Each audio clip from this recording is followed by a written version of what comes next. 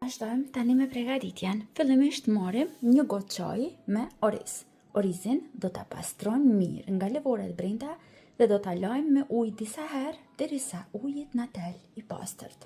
Tani marrim një tenxhere më të madhe dhe aty vazhdojmë që ta shtojmë orizin të cilin e kemi larë mirë. Tani do të vazhdojmë që te orizi të shtojmë një gotë 200 ml me ujë. Vazhdojmë dhe vendosim në zjarr mesatar që të zijë orizi bashkë me ujin për 4-5 minuta derisa i tërë uji që kemi shtuar brenda tek orizi të shteret. Dua që t'rregoj llojin e qumshtit cilin do ta përdor për ta përgatitur sutllaçin. Zakonisht e zgjedh me yndyrë pak më të lartë, pra kjo është 3.3 yndyrë dhe është nga marka Pënar. Mund ta gjeni në të gjitha supermarketet më të mëdha. Tani që orizi ka filluar dhe ka shterur gati tërë ujin, vazhdojmë dhe shtojmë qumshtin. Për këto masa, në total do të shtojmë 1 litër qumësht. Unë zakonisht kur e shtoj qumshtin, menjëherë shtoj edhe sheqerin. Disa preferojnë që ta shtojnë në fund, por unë e shtoj që nga fillimi. Dhe tani ju lutem mos më kritikoni për sasinë e sheqerit.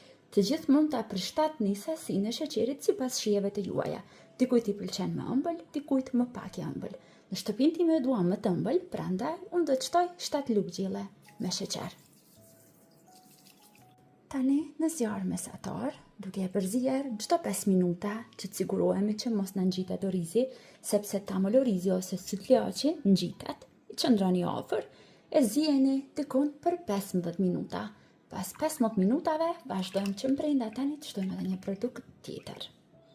Ndërkohë që orizit e qumshti po zihen, ne do ta bëjmë gati për zierjen tjetër që do ta shtojmë sipër. Ky është një sekret cilin më ka mësuar nëna ime dhe unë zakonisht e përgatis sutllaçin në këtë mënyrë. Kemi nevojë për një puding me shije të vaniljes. Në një inë me 100 ml ujë e shtojmë një pako puding vanilje. E përziejmë mirë që të sigurohemi që brenda nuk do të na mbesin trupa dhe kështu nuk do të na mbesin trupa pastaj as tek tamël orizi.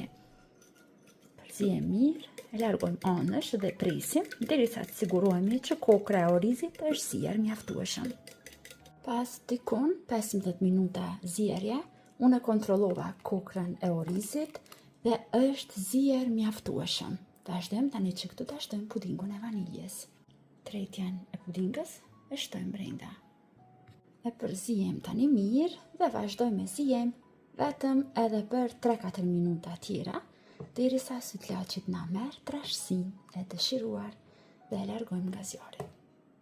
Dhe tamël orizi është gati. Është trashur në perfeksion, aroma është mrekullueshme. Është bërë tamam si kajmak.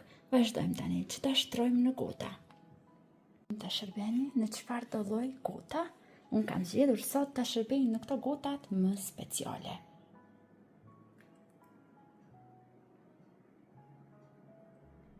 Mbushim edhe pak.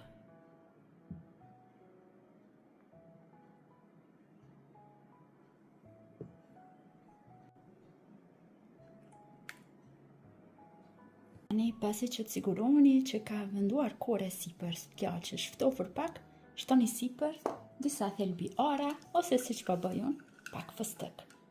Ajo mbetet gjithmonë shija e juaj. Tani lejojmë që të ftofen në frigorifer dikon për afërsisht 30 minuta, pastaj është i gatshëm edhe për ta shërbyer.